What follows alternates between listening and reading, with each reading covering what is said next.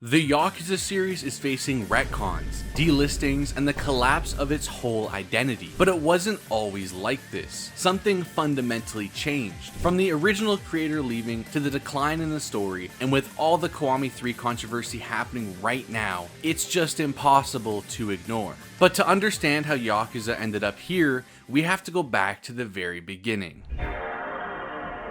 The original Yakuza released in 2005 on the PlayStation 2, and from the very start there were two key figures behind the series. The first was Toshihiro Nagoshi, the creator and producer of the game. Before Yakuza, Nagoshi had already built a strong reputation producing titles like Super Monkey Ball and F-Zero GX, so he was no stranger to video games. And the second key figure was Masayoshi Yokoyama, who at the time just primarily assisted with the game's writing. Together, these two would go on to define the Yakuza series as we know it. From Yakuza 1 through Yakuza 4, Nagoshi served as producer while Yokoyama assisted with the writing. And then, starting with Yakuza 5, Yokoyama would take on a larger role, becoming both the writer and producer. These two, alongside the RGG team, would go on to create Yakuza 5, Yakuza 0, Yakuza 6, Kiwami 1, and Kiwami 2, an era where Yakuza knew exactly what it was doing. But with the release of Yakuza 6, Kazuma Kiryu's story officially came to a close, and rather than simply repeating the same formula again,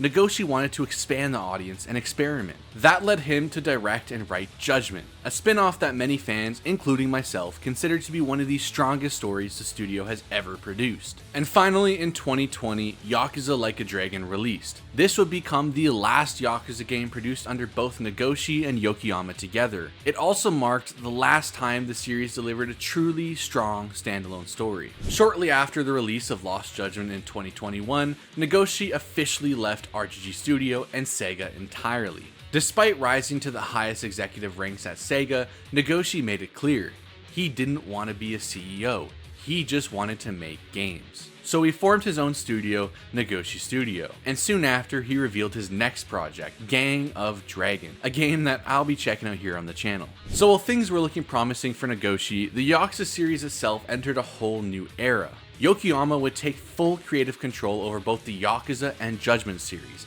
and at first, things seemed alright. In 2023, Sega released Gaiden, the Man Who Erased His Name, which despite its shorter length, weaker plot, and the use of Daidoji, still had a few standout moments. But in 2024, Infinite Wealth released, and while the game itself was solid, the story received mixed reactions. Outside of the heavy reliance on legacy characters, the narrative simply just didn't land for a lot of fans, and for the first time in a while, a mainline Yakuza story failed to unite the fanbase. Then in 2025 came Pirate Yakuza, a game that I don't even like, and I love Majima. At that moment, even I was starting to lose confidence in the direction Yokoyama was taking the franchise. And that brings us to today. With major retcons actively happening, games being re-released then delisted, and Yakuza 9 already raising red flags before release, this series is in its most fragile state yet. How RGG and Yokoyama handles the next phase won't just determine the quality of one game,